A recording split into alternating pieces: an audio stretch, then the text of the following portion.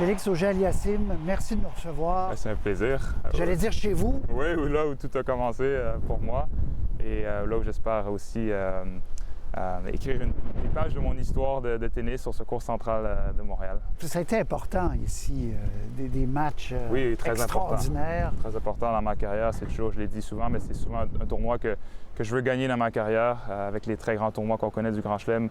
Ce serait un rêve pour moi de gagner ici. Donc, j'ai toujours de très bons souvenirs de mes premiers matchs ici, de mon passage ici il y a 2 ans. Donc, j'ai très hâte à l'année prochaine.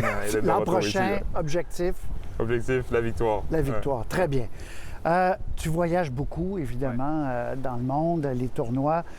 Tu n'es pas au Québec si longtemps dans l'année. Très rarement, oui. Sainte-Justine, quand on t'a approché, pourquoi tu t'as dit oui à être le porte-parole, le visage de cette fondation? Ouais, tout d'abord, pour moi, c'est ça, c'est un honneur, en fait, quand j'ai reçu l'appel d'être un porte-parole pour la fondation de Sainte-Justine.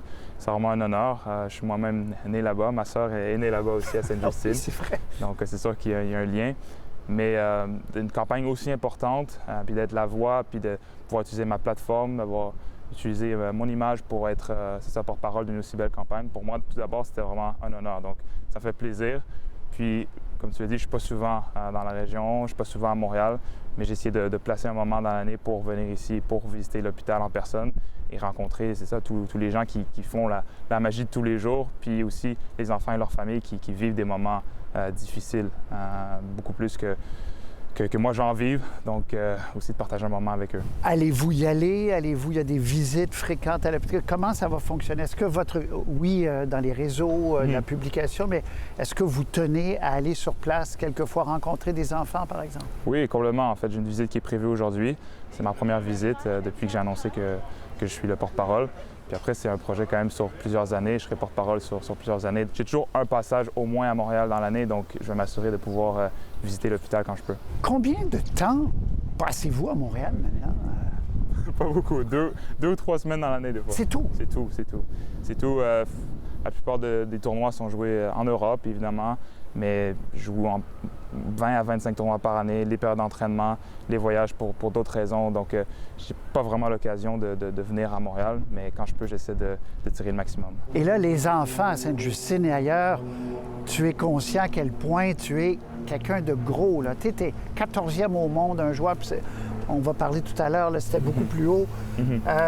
C'est gros pour un enfant, là. C'est dire ça peut arriver. Quand j'ai un rêve, ça peut arriver. Là. C'est un rêve pour moi, en fait, de voyager puis de jouer au tennis partout à travers le monde. Donc, je pense que de visiter l'hôpital, de voir les enfants en personne, peut-être qu'ils m'ont vu des fois à la télé, mais de voir que je suis là physiquement devant en personne, peut-être que ça pourra ajouter, c'est ça, une proximité à leurs rêves à eux aussi, de se dire, bien, moi, j'ai des grands rêves aussi. Tout le monde a le droit de rêver.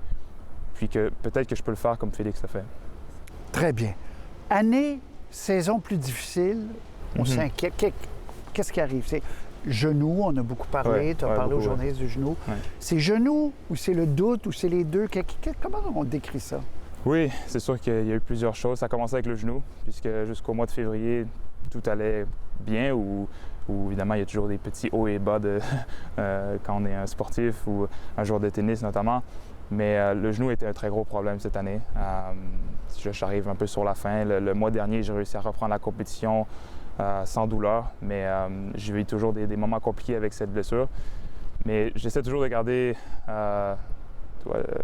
une perspective, puis d'avoir une vision large, déjà de ma carrière, de ma vie en général, puis du monde dans lequel on vit, puis de la société dans laquelle on vit, puis de voir que, oui, je vis des difficultés au quotidien des fois dans ma carrière, mais c'est rien par rapport à, si on parle de Sainte-Justine, les moments difficiles que ces enfants-là et leurs familles peuvent vivre. Donc, j'essaie aussi de garder les pieds sur terre. Tu relativises. Exactement. Tu dis 14e au monde, il y a des affaires pires, là.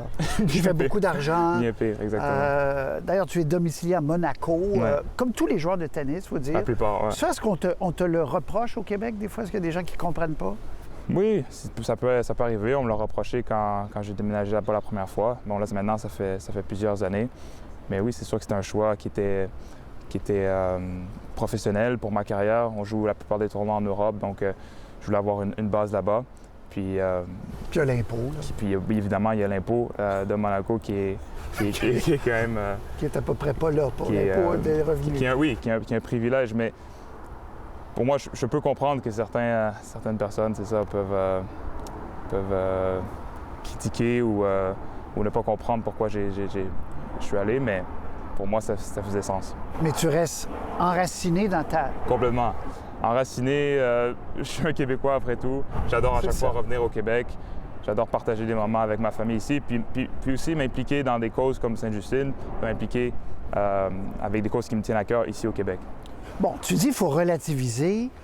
Quand même, là, nous, tu nous as fait tellement rêver, tes Coupes Davis, les demi-finales, quarts de finale dans les grands chelems. Prochaine étape pour revenir. Tu sais, entre 14 et 5, c'est une grosse marche, hein? Oui, c'est une grosse marche. Puis entre 5 et 3 et entre 3 et 1, c'est à chaque fois une très grande marche. Donc, non, il y a beaucoup d'efforts à faire, mais c'est pas facile, même si d'année en année, jeune, tout allait vers le haut, puis je m'améliorais d'année en année. Cette année, c'est la première fois que je vis quand même une situation différente dans ma carrière, beaucoup plus compliquée. Mais j'ai confiance qu'avec le travail, avec la discipline, avec de la patience, je suis jeune dans ma carrière, puis que je vais avoir du temps de vivre plusieurs grands moments aussi. Mais est-ce qu'il faut que tu deviennes obsédé? On voit Joko, là, c'est une machine. Est-ce qu'il faut que tu deviennes obsédé? Il faut que tu souffres à l'entraînement? C'est ça, faut que tu dois payer le prix si tu veux remonter tout en haut. Oui, non, complètement. Puis comme je l'ai fait toute ma carrière jusqu'à présent, il y a des moments où on souffre à l'entraînement, il y a des moments qui sont difficiles. J'essaie toujours de garder le sourire, de garder une énergie positive, mais il y a des moments difficiles, évidemment, physiquement, mentalement. Mais c'est ce qu'il faut faire pour un jour espérer pouvoir atteindre nos objectifs. Ce qui nous tue pas nous rend plus forts. Exactement, je crois à ça beaucoup. Ouais. Oui, puis alors, il faut enlever les doutes, là. Il faut enlever ça dans la tête. C'est ça, il faut travailler. À ton niveau, là, c'est un travail aussi pour devenir un lion.